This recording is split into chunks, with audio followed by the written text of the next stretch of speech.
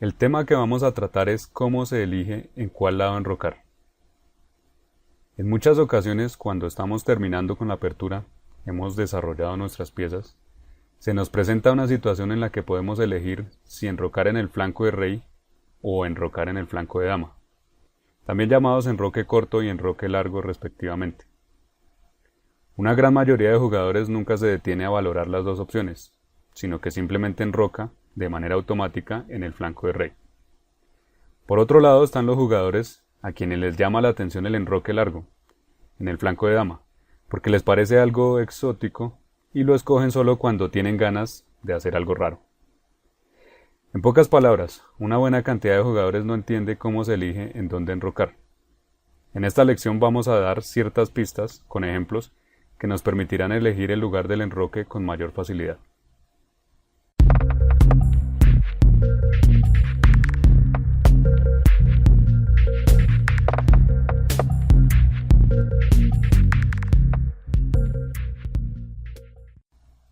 Lección de un maestro invitado a la Academia de Ajedrez a Distancia de Igor Smirnov.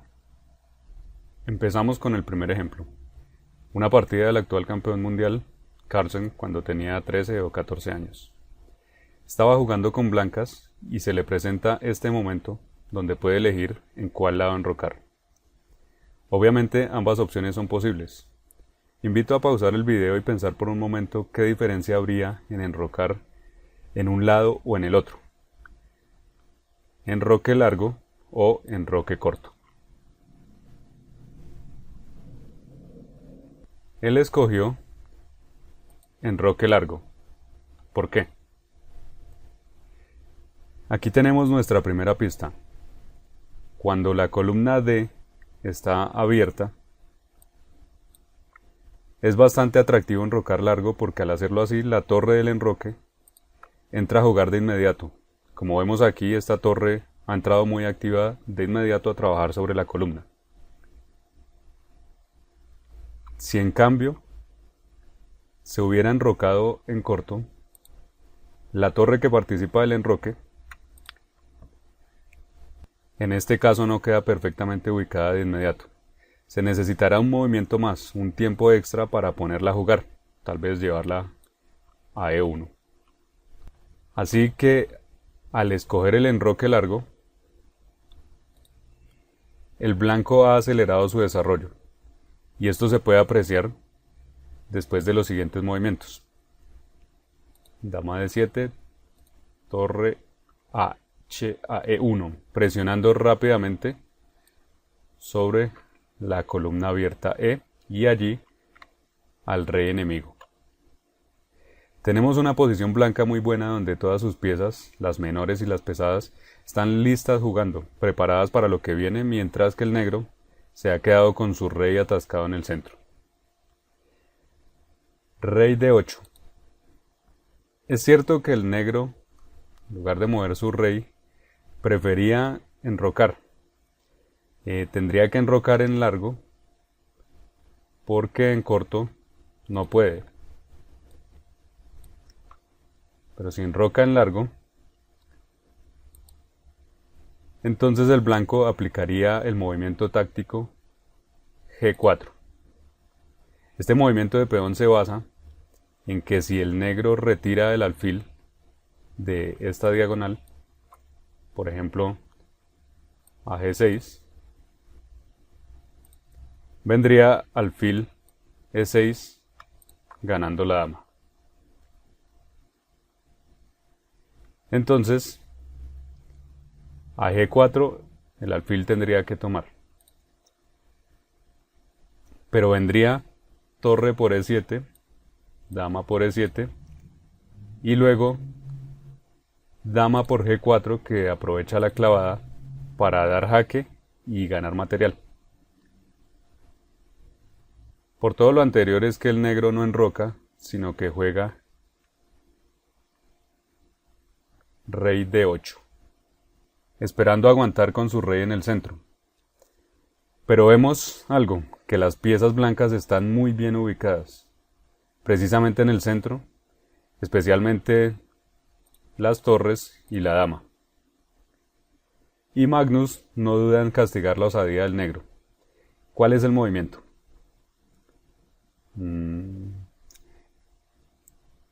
Torre por E7, dama por E7 y dama F4, con ataque doble al alfil y al punto D6.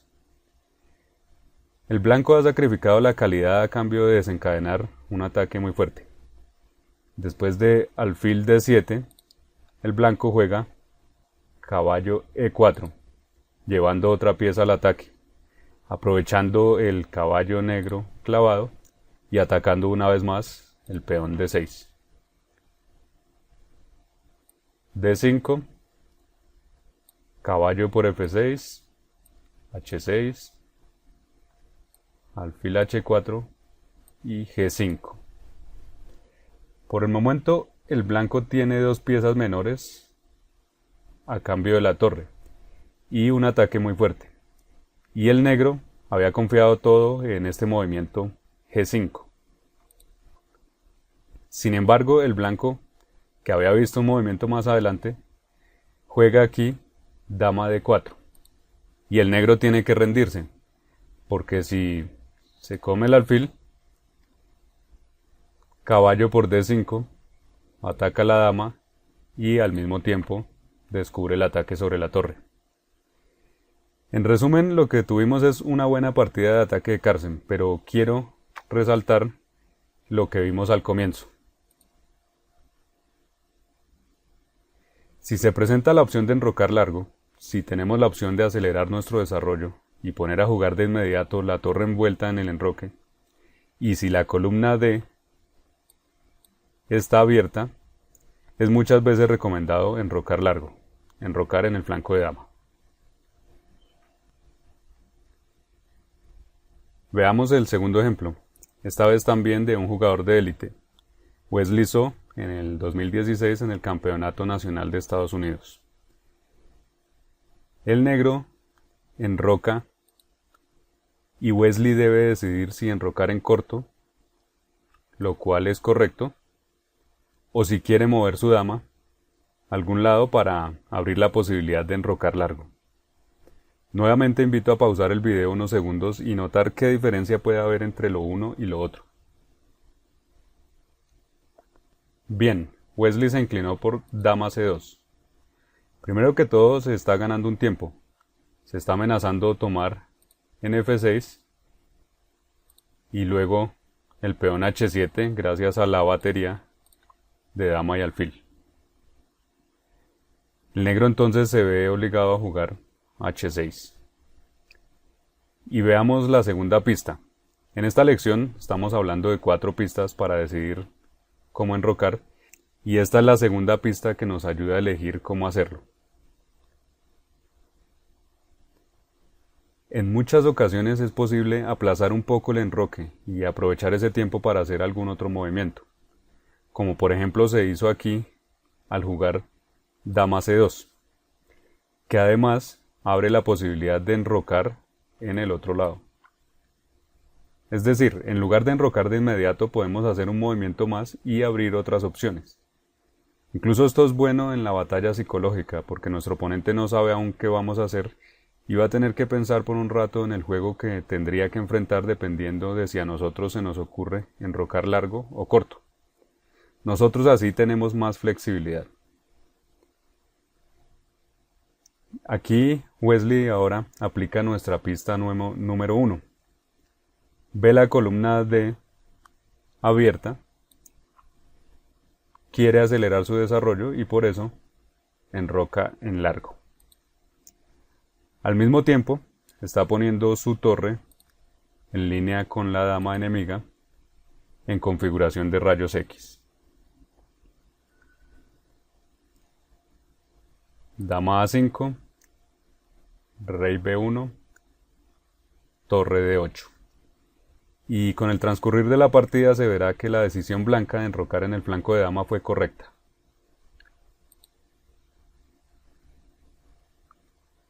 Porque se iniciará un ataque muy fuerte en el otro flanco, en el flanco de rey. Mientras que el rey blanco va a estar muy seguro en B1.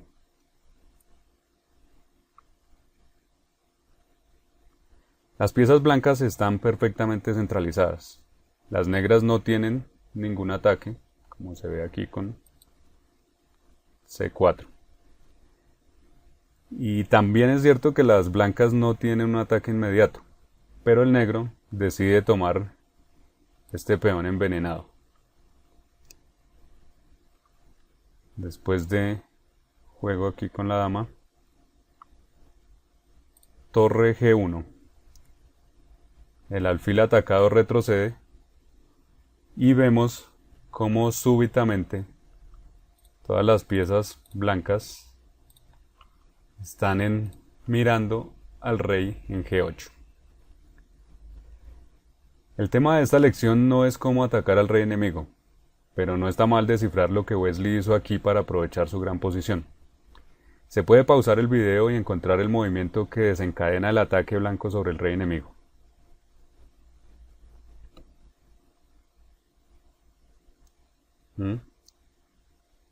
Caballo por F7. Rey por F7 y luego torre por G7. Sacrificio de caballo y de torre. Que luego de dama por E6 hay ganancia de tiempo al atacar este alfil y el rey no tiene peones que lo cubran y todas sus piezas compañeras, las piezas negras, se encuentran al otro lado sin poder ayudar. Después de dama por F2, la partida no demora mucho en terminar. Dama por E7, jaque, rey G8 y alfil H7 con diferentes continuaciones ganadoras. Volviendo a nuestro tema, veamos la posición al comienzo.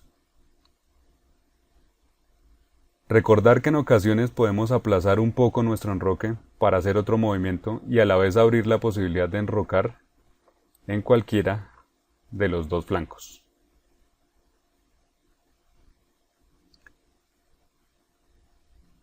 Tercer ejemplo, partida mía con negras y nuevamente el momento de elegir, enrocar en largo o en corto. ¿Qué diferencia puede haber entre las dos opciones aquí?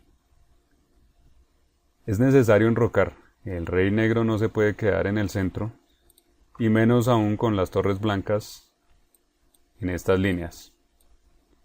Líneas que se pueden abrir en algún momento. Se escogió entonces el enroque largo.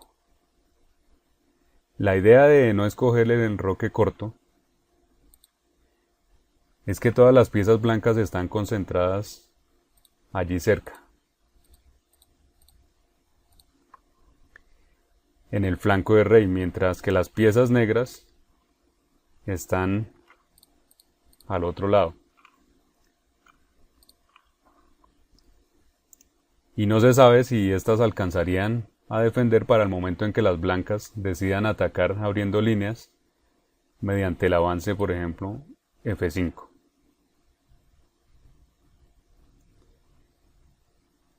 Por otro lado, el enroque largo parece arriesgado, porque no se tiene una cobertura completa de los peones allí. Hace falta el peón en la columna C, y los otros dos peones están un poco adelantados. Pero hay que ver que a falta de peones, las negras tienen varias de sus piezas allí.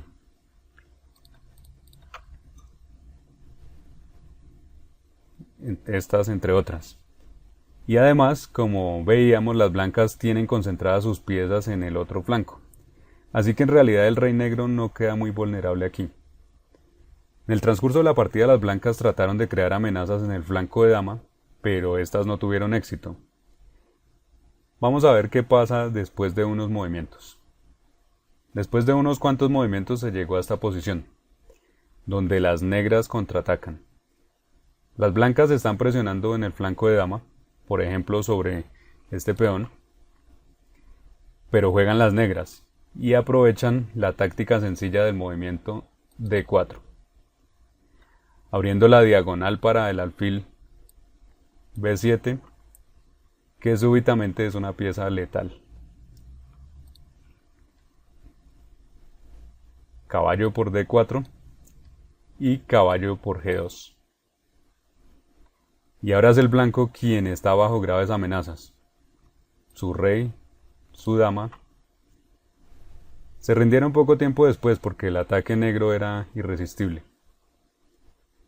Pero veamos lo que quiero resaltar con este ejemplo. Nuestra pista número 3.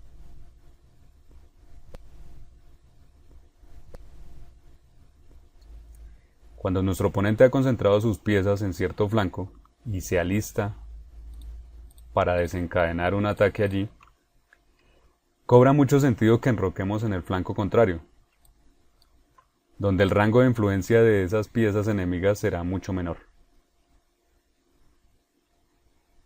Ahora la última pista, que es a la vez la más obvia. Este último ejemplo de un amigo con negras, partida que presencié en la mesa a mi lado, mi amigo de 2100 de Elo contra un experimentado gran maestro, y el gran maestro tiene las blancas y es su turno.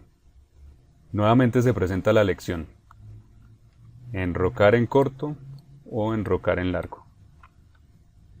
Yo, que miraba desde la mesa del lado, estaba seguro que las blancas enrocarían en corto. Un movimiento estándar que dejaba una posición bastante segura para el rey blanco, con todos sus peones dando una perfecta cobertura. Pero de repente, el experimentado maestro quiso jugar algo más gracioso y ambicioso: enroque largo.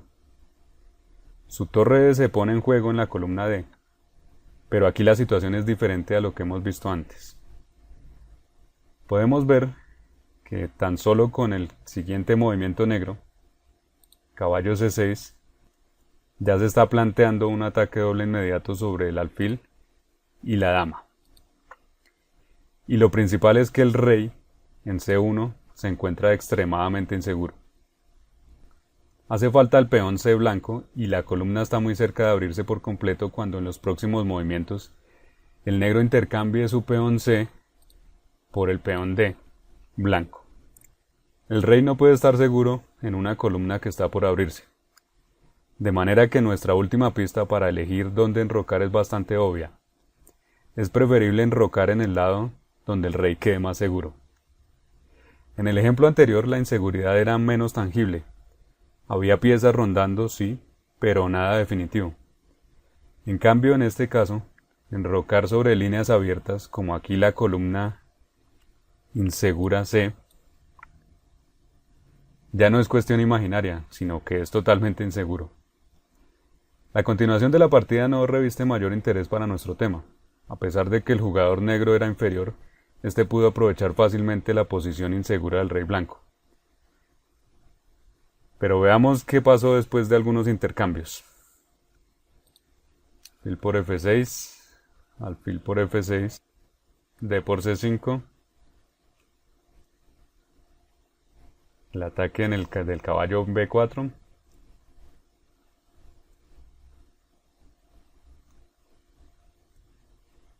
intercambio, C por D4, la columna ya se ha abierto, caballo E4. Creo que aquí el blanco debe haber lamentado mucho más su elección de dónde enrocar. Ahora hay dos columnas abiertas sobre su rey, mientras que el blanco no tiene ninguna línea abierta sobre el rey negro y no cuenta con ningún contrajuego. Así, después de torre 8, atacando por segunda vez este caballo, caballo G3, 5, rey B1. El juego sigue, pero las blancas están lejos de salvarse. Las negras atacan y las blancas no tienen nada. Es como estar en un partido de fútbol donde solo un equipo puede hacer gol. Torre D2, B4, A5. Las negras han desarrollado un ataque ya muy fuerte. Solo hay que ver la deplorable posición del rey blanco e imaginar lo bien que se vería si en cambio estuviera en G1 con 3 peones que lo cubrirían. F3, A por B. Y ya solo quiero que veamos el movimiento final con que el blanco se rindió.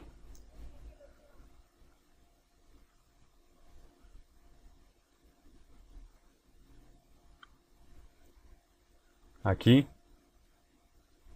dama D4. Bonito movimiento que aprovecha la clavada de la torre sobre su rey, que permite a la dama meterse aquí, en la misma fila de la torre, y amenazar mate en A1. Entonces,